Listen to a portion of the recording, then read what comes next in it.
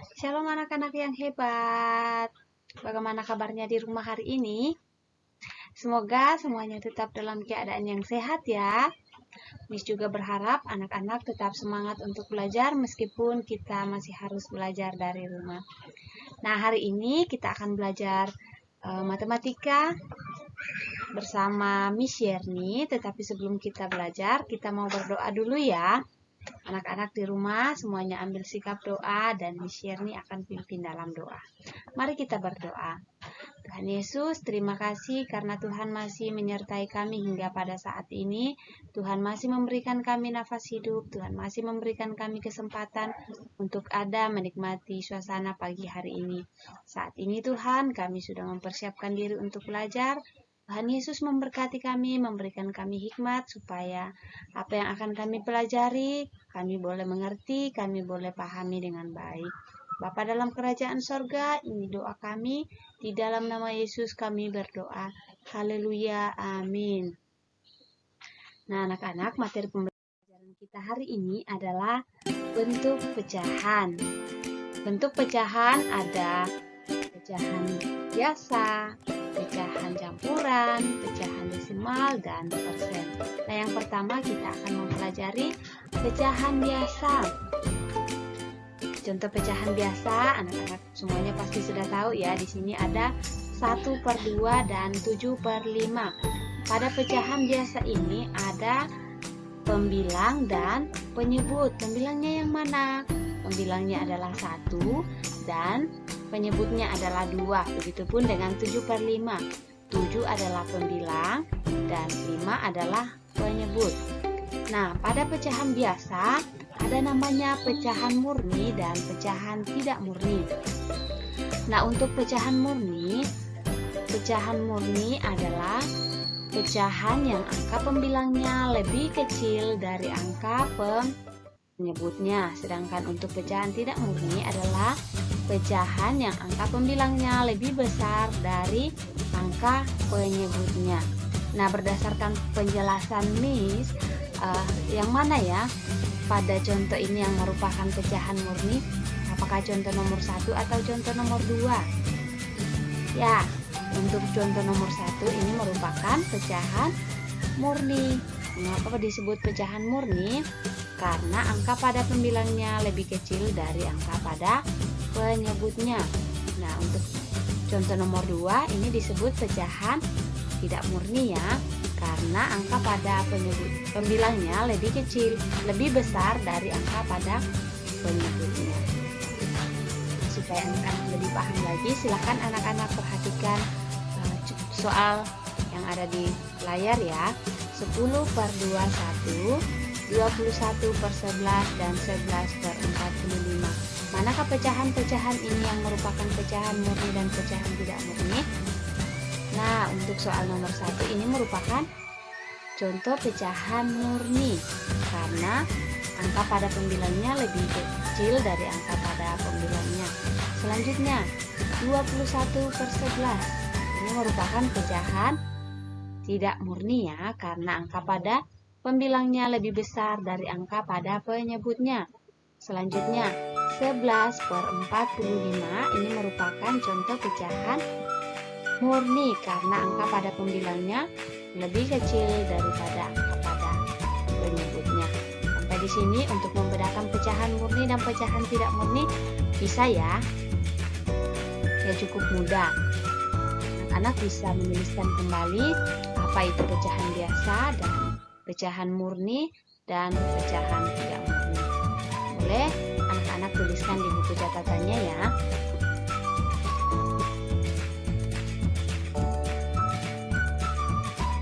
Selanjutnya kita lihat bentuk pecahan yang kedua adalah pecahan campuran. Nah, ini adalah contoh bentuk pecahan campuran.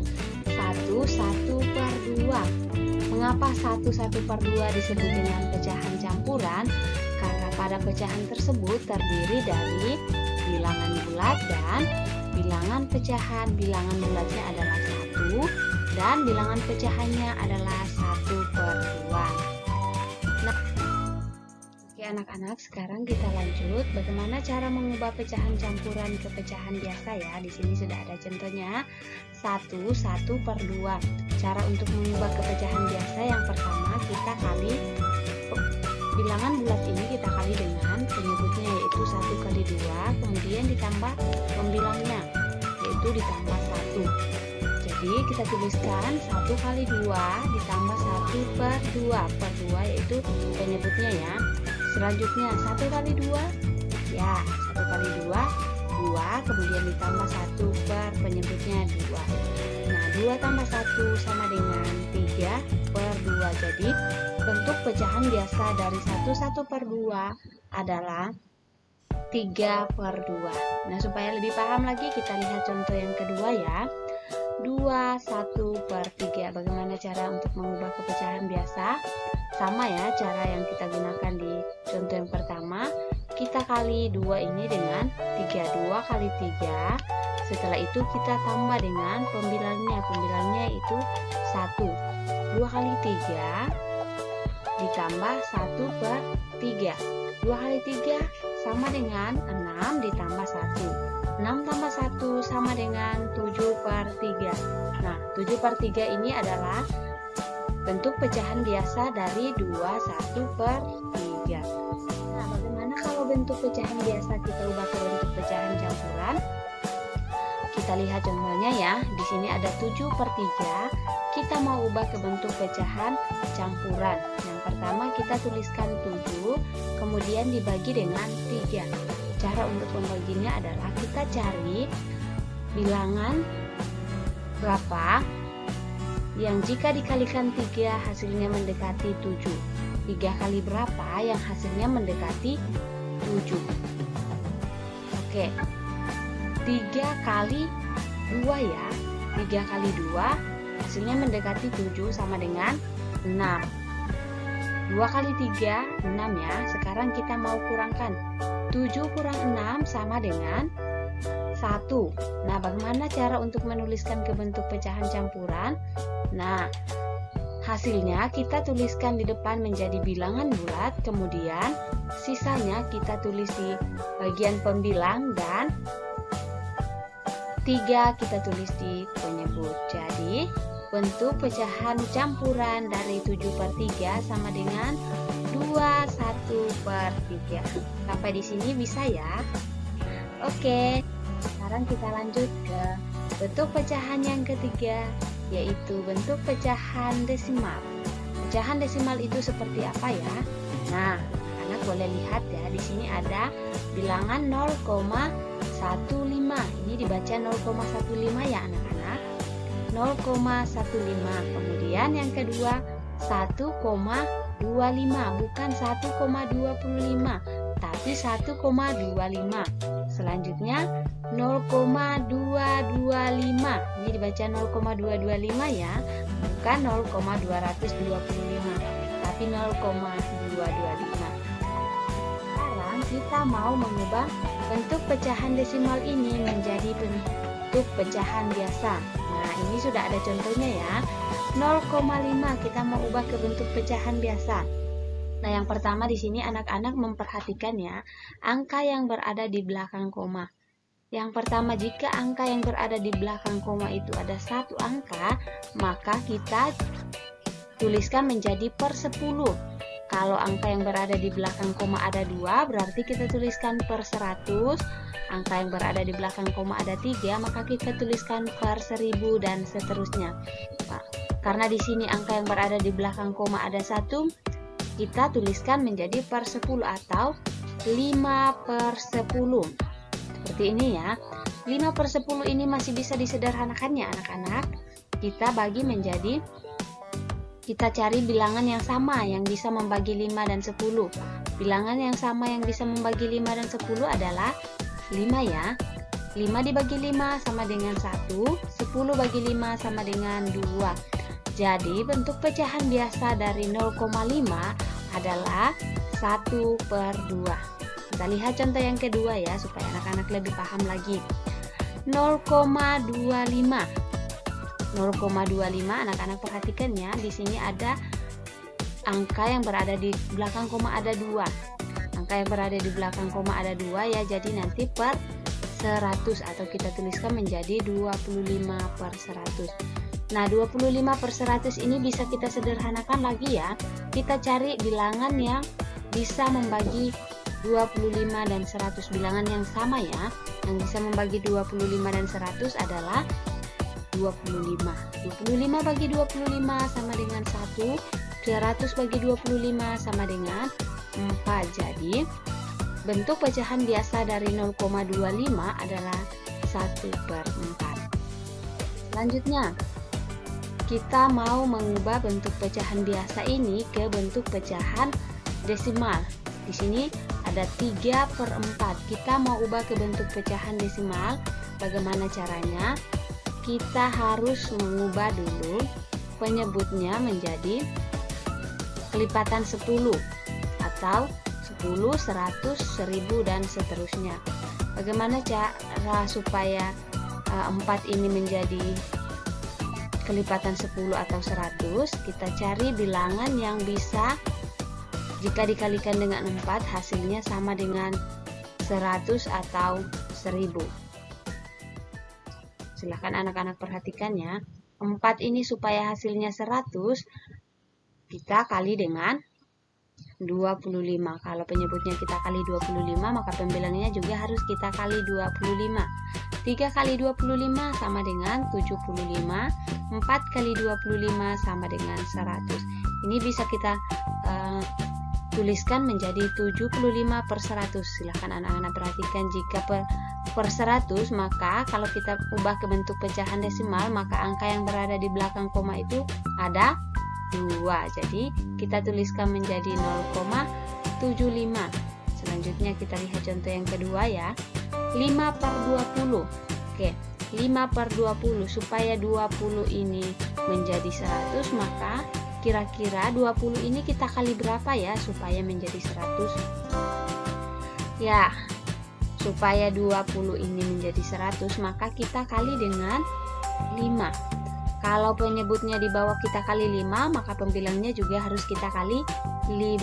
5 kali 5, 25. 20 kali 5 sama dengan 100. Nah, kita bisa tuliskan ke bentuk pecahan desimal menjadi 0,25. Selanjutnya, kita mau melihat bentuk pecahan yang berikutnya atau yang terakhir adalah persen. Nah, pecahan persen merupakan bilangan yang dibagi 100.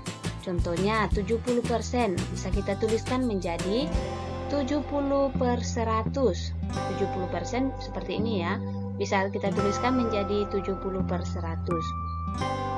Nah, 70 per 100 ini bisa kita sederhanakan lagi, kita coret nolnya 1, jadi sisa 7 per 10. Selanjutnya 45 per 100, atau bisa kita tuliskan menjadi 45 per 100. Bisa kita sederhanakan lagi ya. 45 bisa dibagi dengan 5, 100 pun bisa dibagi 5. Nah, kalau kita bagi 5, hasilnya adalah 45 bagi 5 sama dengan 9, dan 100 bagi 5 sama dengan 20. Jadi hasilnya adalah 9 per 20. Nah, sekarang kita mau melihat bagaimana cara mengubah bentuk pecahan biasa ke bentuk persen ya. Di sini sudah ada contohnya 2 per 10. Nah, cara untuk mengubah ke bentuk persen adalah penyebutnya harus kita jadikan per 100. Nah, supaya 10 ini menjadi 100, maka kita harus kali dengan 10. Jadi kalau kita kali 10, penyebutnya kita kali 10, maka pembilangnya juga harus kita kali 10 ya. 2 kali 10, 20. 10 kali 10, 100. Ini kita bisa langsung tuliskan menjadi 20%. Nah, selanjutnya contoh yang kedua 17 per 25. Nah, supaya 25 ini sama dengan 100, menjadi 100, maka kita harus kali dengan berapa? Ya, supaya 25 ini berpenyebut 100, maka kita kali dengan 4. 17 kali 4, penyebutnya juga harus kita kali 4, yaitu 25 kali 4, 17 pun dikali 4, sama dengan 68 per 100, atau kalau kita tulis dalam bentuk persen menjadi 68%. Oke, untuk pecahan hari ini sampai di sini. Silakan anak-anak kerjakan tugasnya. Nomor 1, ubahlah pecahan campuran berikut ke dalam bentuk pecahan biasa. Bagian A 4/1/3, bagian B 22/5, bagian C 23/8. Untuk soal nomor 2, ubahlah pecahan berikut ke dalam bentuk pecahan persen. 8/25 dan 15/50. Oke anak-anak, materi kita hari ini sampai di sini. Semoga anak-anak tetap sehat, tetap semangat untuk belajar, dan jangan lupa untuk berdoa supaya pandemi ini cepat berlalu, supaya kita bisa bertatap muka langsung di sekolah untuk belajar bersama-sama ya. Oke, materi kita sampai di sini. Tuhan Yesus memberkati dan terima kasih. Dadah.